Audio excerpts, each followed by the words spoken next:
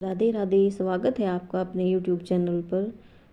तो सुनिए आगे के श्रीमद् भागवत गीता के श्लोक। तस्य संजन हर्षम कुरुवर्धः पितामह सिंहनादम विनद्योच्चः शंखः ददमो प्रतापवान। अर्थात तब कुरुवंश ने व्योवर्ध परम प्रतापी एवं वृद्ध पितामह ने सिंह गर्जना की सिधवनी करने वाले अपने शंख को उच्च स्वर से बजाया, जिससे दुर्योधन को हर्ष हुआ। तात्पर्य: कुरुवंश के व्योवर्ध पितामह अपने पुत्र दुर्योधन का मनोभाव जान गए और उसके प्रति अपनी स्वाभाविक दयावश उन्होंने उसे प्रसन्न करने के लिए अत्यंत उच्च स्वर से अपना शंख बजाया, जो उनकी सिंह के समान स्थिति के अनुरूप था। अप्रत्यक्ष रूप में शंख के द्वारा प्रतीकात्मक ढंग से उन्होंने अपने हताश पुत्र दुर्योधन को बता दिया कि उन्हें युद्ध में विजय की आशा नहीं है, क्योंकि दूसरे पक्ष में साक्षात भगवान श्री कृष्ण हैं। फिर भी युद्ध का मार्गदर्शन करना उनका कर्तव्य था और इस संबंध में वे कोई कसर नहीं रखेंगे। अगला श्लोक। ततः शंखाश्च भेयर्श्च पणवान् खगोमुखाः सह सेवाभ्यहन्यन्त स शब्दसूतु मूलो अभवत्। अर्थात तत्पश्चात शंख, नगाड़े, बिगुल, तुरही और सींग सहसा एक साथ बज उठी। वह समवेत स्वर अत्यंत कोलाहलपूर्ण था। ततः श्वेतहैर्ययुक्ते महति शयनन्दे स्थितो माधवः पाण्डवश्च दिव्यो शंखो प्रदधमतुः। अर्थात दूसरी ओर से श्वेत घोड़ों द्वारा खींचे जाने वाले विशाल रथ पर आसीन कृष्ण तथा अर्जुन ने अपने अपने दिव्य शंख बजाए।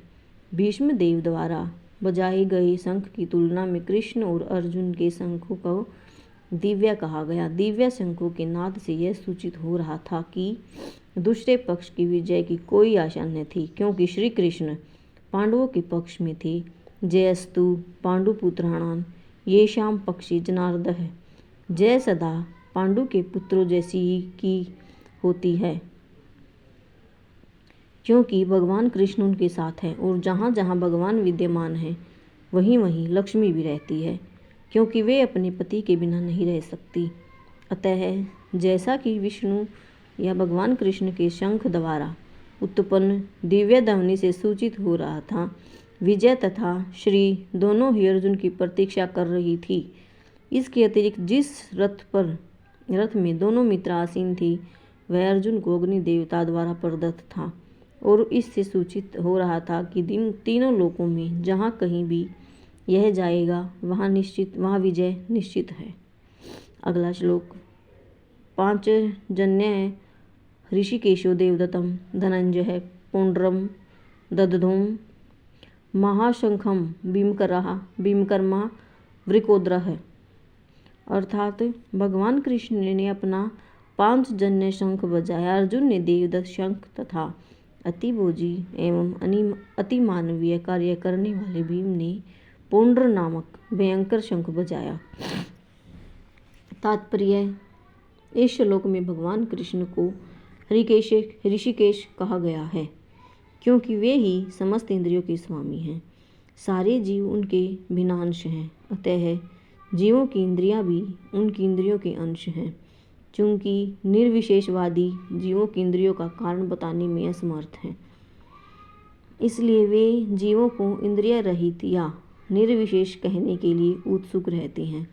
भगवान समस्त जीवों के हृदयों में स्थित होकर उनकी इंद्रियों का निर्देशन करते हैं, किंतु वे इस तरह निर्देशन करते हैं कि जीव उनकी शरण ग्रहण कर ले, और विशुद्ध भक्त की इंद्रियों का तो वे प्रत्यक्ष निर्देशन करते हैं। यहाँ कुरुक्षेत्र की युद्ध भूमि में भगवान कृष्ण अर्जुन की दिव्य इंद्रियों का निर्देशन करते हैं, इसलिए उनको ऋषिकेश कहा गया है। भगवान के विविध कार्यों के अनुसार उनके भिन्न भिन्न नाम हैं। उदाहरणार्थ, इनका एक नाम मधुसूदन है, क्योंकि उन्होंने मधु नाम के असुर को मारा था। वे गोवों तथा इंद्रियों को आनंद देने के कारण गोविंद कहलाते हैं।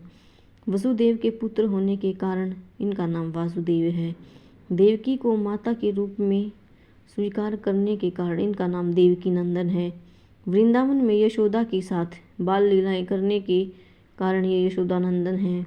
अपने मित्र अर्जुन का सारथी बनने के कारण पार्थ सारथी हैं। इसी प्रकार उनका एक नाम हृषिकेश है, क्योंकि उन्होंने कुरुक्षेत्र के युद्ध स्थल में अर्जुन का निर्देशन किया।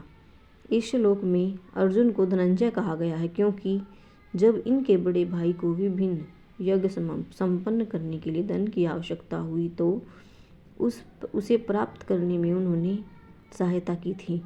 इसी प्रकार भीम वृकोदर कहलाते हैं, क्योंकि जैसे वे अधिक खाते हैं उसी प्रकार वे अति मानवीय कार्य करने वाले हैं, जैसे हिडिंबासुर का वध। अतः पांडवों के पक्ष में श्री कृष्ण इत्यादि व्यक्तियों द्वारा विशेष प्रकार के शंखों का बजाया जाना युद्ध करने वाले सैनिकों के लिए अत्यंत प्रेरणाप्रद था। विपक्ष में ऐसा कुछ न था, न तो परम निदेशक भगवान श्री कृष्ण थे, न ही भाग्य की देवी श्री थी। अतः युद्ध में उनकी पराजय पूर्व निश्चित थी। शंखों की ध्वनि मानो यही संदेश दे रही थी। राधे राधे।